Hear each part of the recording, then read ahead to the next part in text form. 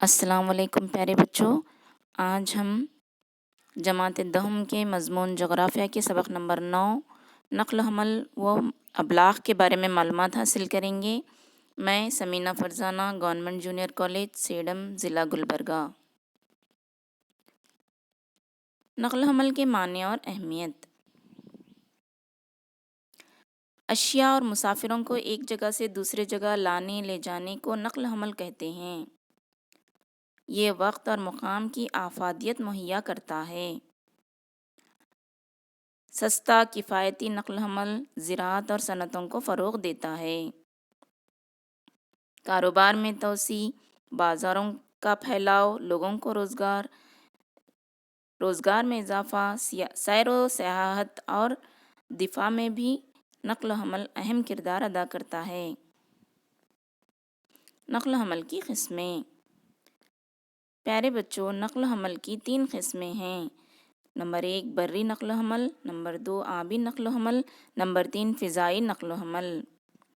بری نقل و حمل کے بھی 3 حصے ہیں، جیسے نمبر 1 سڑکیں، number 2 railway lines, number 3 pipe lines.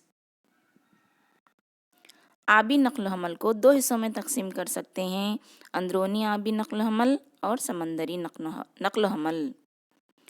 فضائی نقل و حمل کی بھی 2 قسمیں ہیں، ایک قومی نقل و حمل، ایک بین الاقوامی نقل و حمل۔ سڑکوں سے نقل و حمل۔ سڑکیں نقل و حمل کا سب سے قدیم اور مکمل ذریعہ مانا جاتا ہے۔ یہ ملک کے معاشی ترقی میں اہم کردار ادا کرتی ہیں۔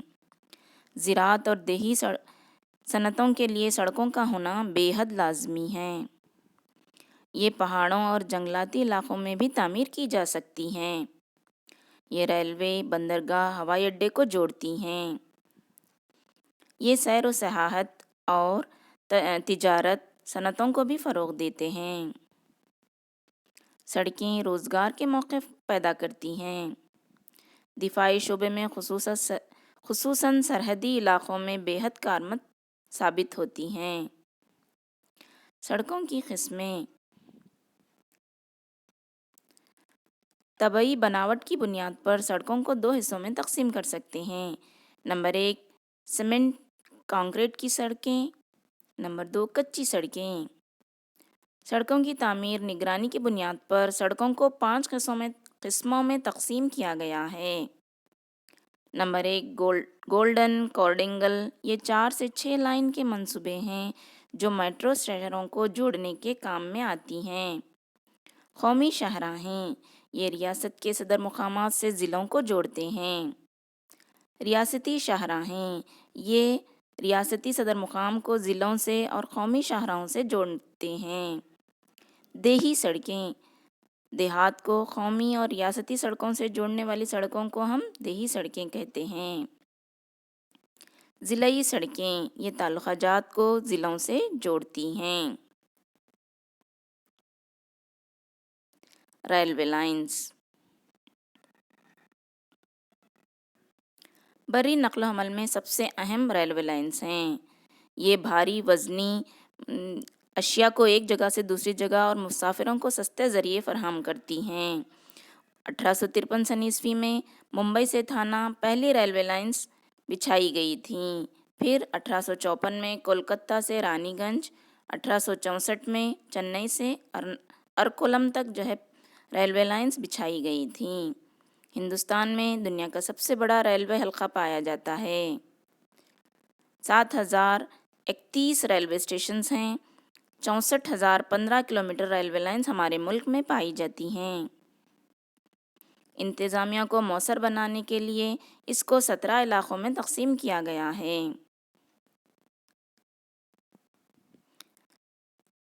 پائپ لائنز کے ذریعے نقل و حمل۔ پیارے بچوں، یہ ایک جدید قسم کا نقل و حمل ہے۔ پائپ لائن سطح زمین کے نیچے بچھائی جاتی ہیں۔ خام تیل کے ذخائر سے تیل کے ریفائنریز اور قدرتی گیس کے استعمال کے لیے ہوتی ہیں۔ ہندوستان میں 35,676 کلومیٹر پائپ لائن بچھائی گئی ہیں۔ آبی نقل و حمل۔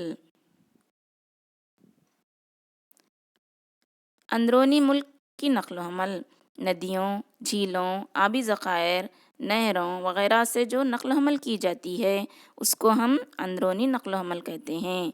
दूसरे मानों में मुल्क के अंदर की जाने वाली आबी नक़्ल हमल को अंदरूनी नक़्ल हमल कहा जाता है।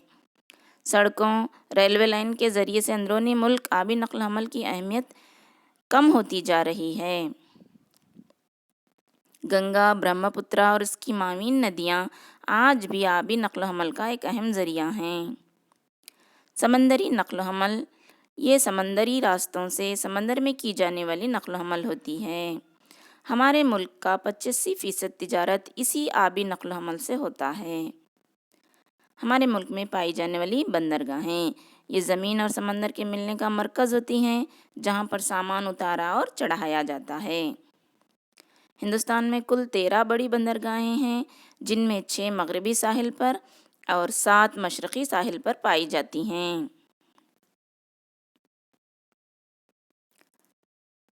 मगरबी साहिल और मशरक़ी साहिल पर पाई जाने वाली बंदरगाहों के बारे में हम मालूमात हासिल करेंगे।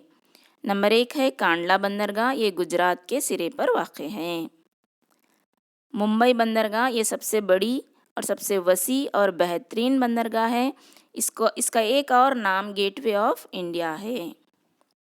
नहवा शिवा बंदरगाह ये मुंबई से 10 किलोमीटर दूर एलिफेंट क्विस के करीब वाक़ है। मुंबई के बोझ को कम करने के लिए इसकी तामीर की गई है। मारम गोवा ये गोवा में जवारी एस्चोरी ने बाबुल दाखिले के नाम से मशहूर है। न्यू मंगलूर इसे गेटवे ऑफ कर्नाटका कहा जाता है। कोच्चि बंदरगाह ये केरला के साहिल पर वाक़ है। इसे मलिका के नाम से जाना जाता है।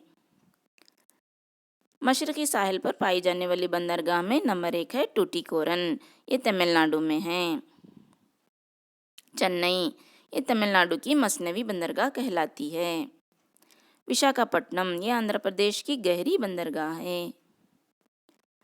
अनवर चेन्नई बंदरगाह के ट्रैफिक को कम करने के लिए इसे कायम किया गया है। प्रदीप बंदरगाह ये ओडिशा में महानदी के डेल्टा पर वाक़ है। हल्दिया बंदरगाह मगरबी बंगाल के दरियाए हुगली और हल्दिया के संगम पर वाक़ ये बंदरगाह है। कोलकाता बंदरगाह ये रायन नदी की बंदरगाह है। ये हिंदुस्तान की दूसरी बड़ी बंदरगाह है। इसमें गाद निकालने के लिए ड्रेनेज बहुत ज़्यादा ज़रूरी है। फ़िज़ाई नक़्ल हमल फ़िज़ाई नक़्ल हमल का सबसे तेज़ ज़रिया माना जाता है। मुसाफिरों और डाक को एक जगह से दूसरी जगह ले जाने के लिए ये इस्तेमाल किया जाता है। नागहानी औक़ात में ये नक़्ल हमल इमदाद फ़राहम कर सकता है। एयर इंडिया इंडियन नेशनल इदारा है जो दीगर ममालिक के दरमियान खिदमत अंजाम देता है। इंडियन एयरलाइंस मुल्क के अंदर अपने खिदमत अंजाम देता है। चंद निजी कंपनियां भी हैं जैसे जेट एयरवेज़, सहारा एयरवेज़, पैरामाउंट एयरवेज़ वग़ैरह।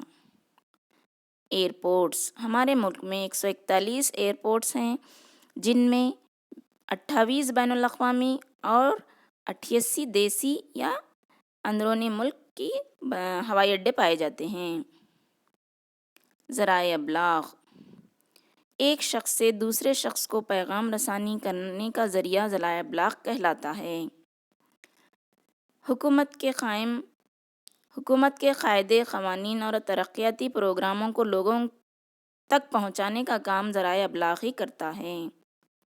ज़राए अबलाग़ की 2 किस्में हैं, ज़ाती ज़राए अबलाग़ और अबलाग़ आम्मा।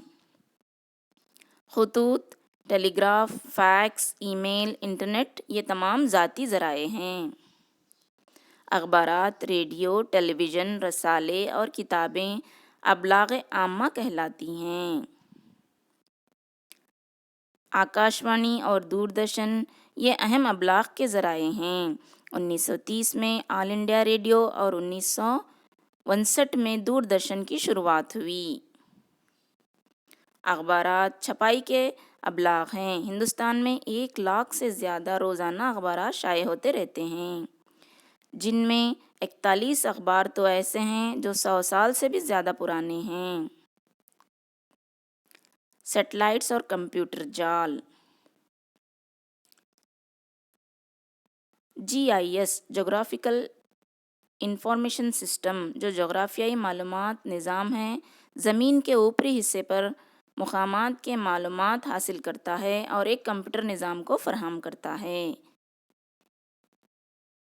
GIS global position system, GPS عالمی کیفیت مکانی عرض بلد اور طول بلد اور سطح سمندر سے بلندی پر کسی ساکت اور حرکت کرنے والی شے کی نشاندہی کرنے والا یہ ایک نظام ہوتا ہے۔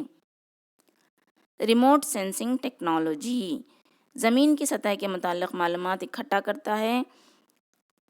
کسی شے کو چھوئے بغیر دو چیزوں کے درمیان پھیلے ہوئے فاصلے کو معلوم کرنے کے نظام کو ہم ریموٹ سینسنگ ٹیکنالوجی کہتے ہیں۔ سیٹلائٹس اور جہازوں سے لی گئی تصویروں کو بھی ہم ریموٹ سینسنگ ٹیکنالوجی میں شامل کر سکتے ہیں۔ تو پیارے بچوں، یہ ہے ہندوستان کے معدنیات اور توانائی کے وسائل۔ آج ہم یہیں ختم کرتے ہیں۔ اللہ حافظ۔